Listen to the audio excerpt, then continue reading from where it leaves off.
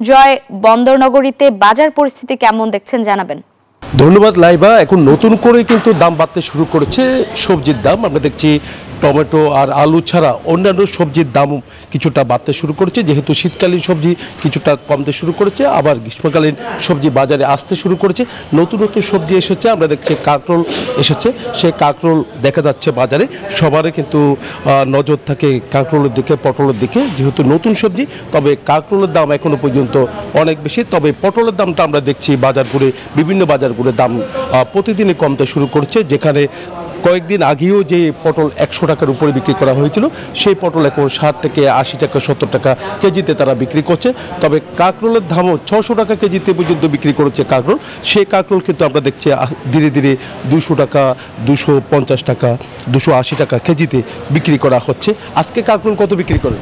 240 টাকা। 240 টাকা। আর বেগুন কত? বেগুন এটা 60 টাকা আর এগুলো 80 টাকা।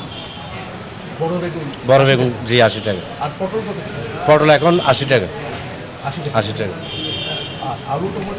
আলু টমেটো আপনার আলু 25 টাকা, টমেটো 25 টাকা। সবজির দাম যেহেতু এখন সব আপনার শীতকালের সবজি এখন লাস্ট পর্যায়ে, সেই জন্য একটু দাম বাড়তি। আর গরমকালের সবজি এখন শুরু হয়েছে, সেই জন্য একটু দাম কমে যাবে। বুঝতে পেরেছেন যে সবচেয়ে বেশি দাম বেড়েছে আমরা দেখেছি বেগুনের দাম। বড় সাইজের যে বেগুন, সেই বেগুন 80 টাকা কেজিতে বিক্রি করা হচ্ছে। যেহেতু ইফতারের সময় বেগুনি তৈরি করার জন্য কিন্তু বেগুনের প্রয়োজন হচ্ছে, ঠিক এই সময়টার মধ্যে চাহিদা যেমনটা বেড়েছে, দামটাও কিন্তু অনেকটা বাড়তে শুরু করছে। রোজার শুরু থেকে বেগুনের দামটা কিন্তু অনেক কম ছিল, তো অন্যান্য সবজির দামও কিন্তু অনেকটা কম ছিল। তবে এখন আমরা দেখছি এগুলোর দাম কিন্তু অনেকটা বাড়ছে। তবে কাঁচামরিচের দামটা কিন্তু এখনো পর্যন্ত স্থিতিশীল আছে। 30 টাকা থেকে 40 টাকা কেজিতে তারা কাঁচামরিচ বিক্রি করা হচ্ছে। লেবুর দামটা কোনোভাবে কমেনি। তবে এখানে ধনেপাতার দামটা আমরা দেখছি কিছুটা কমেছে। এই ছিল আমার এখানকার সর্বশেষ। ফিরে যাচ্ছি স্টুডিওতে লাইভের কাছে। এই ঈদে জামা জুতো অ্যাক্সেসরিজের ডিসকাউন্ট।